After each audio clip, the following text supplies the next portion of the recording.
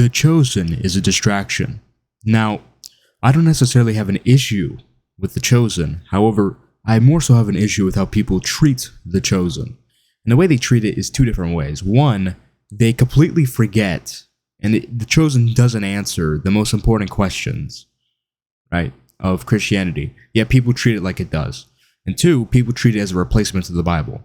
Now again, I'm not claiming The Chosen says it is these things, so I'm not going to hold it against the creators of The Chosen. If anything, I would say they're doing something good.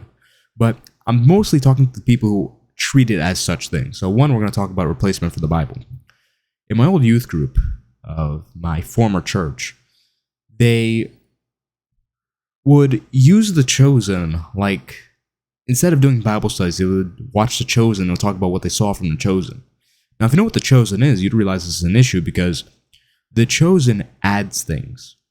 Now, it adds things without being contradictory. That's the whole shtick of the show. But the point is it adds things. So imagine if someone had only watched The Chosen instead of reading the Bible, and someone asked them, "Oh, well, tell me about the stories of Jesus. What does the Bible talk about? In this case." If they really go into detail, they're going to end up telling someone stuff that is never accounted to in the Bible. If anything, a lot of this stuff could actually be wrong. Again, these are baseless assumptions, aside from, well, they were first century Jews. First century Jews usually do this, so probably, could it be right? Okay, maybe right. More likely than not, sure. But there's a chance it could be wrong. And again, people treat it as a replacement for the Bible. So when you add in all these different events, there's chances you're feeding people incorrect information, which is only a problem if people are treating it as a replacement for the Bible, right? So again, it's not necessarily an issue with The Chosen, it's with how people treat it. So and a lot of people do this. It's like, well, have you read the Bible? No. Have you watched The Chosen? Oh, yeah. Bro, what do you mean? The Chosen can't be a replacement for the Bible. It's not sufficient. And I'm also going to talk about now, this isn't necessarily an accusation to The Chosen, but more so to The Passion. Okay? Now, The Chosen might make the same mistake. I have a feeling it will, but who knows, right? The Passion is a great movie, important movie overall. However, there's an important fact left out, and a very important figure of Christianity that's left out that should be relevant, right? And that figure is Joseph of Arimathea. Now, Joseph of Arimathea, most people don't know who he is, unfortunately, considering how important he is. Most people watching this video won't know who Joseph of Arimathea was. He was the person that buried Jesus. He was a member of the Sanhedrin who did not consent to their decision. Now, this is important because it's something I'll talk about later, actually. I'll leave that for later. But he's left out of the Passion. Now, was he one of the members of the Sanhedrin that was talking about how, the trial was unfair and whatnot? Yeah, probably. But he's never mentioned by name. He's never mentioned as the person that got permission from Pilate to take Jesus' body and bury him, which is only important for details I'll explain later. So when you watch things like this, again, it's not an issue with the Passion necessarily. That's an issue with how people treat the Passion. When you treat these things as replacements to the Bible, well, I don't have to read the Bible because I'm going to watch the Passion, I'm going to watch The Chosen, blah, blah, blah. You end up missing out on key details. Now, I'll address the other point. The Passion doesn't teach you, doesn't help you with the most important question of Christian belief, and that is why you believe.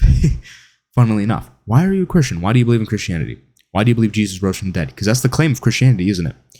Jesus Christ rose from the dead. That's what Christians believe. The Chosen doesn't help with that at all because, an ignorant atheist, can just be like, well, it's based on the Gospels, and the Gospels are by a source, and the Gospels are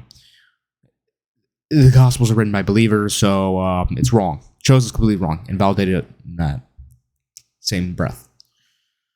And that's an ignorant view, because they don't understand the circumstances in which the Gospels were written. But in any case, it doesn't help with the question, because it just recounts what happened in the Gospels. It doesn't explain much, and especially, this is why Joseph of Arimathea is important.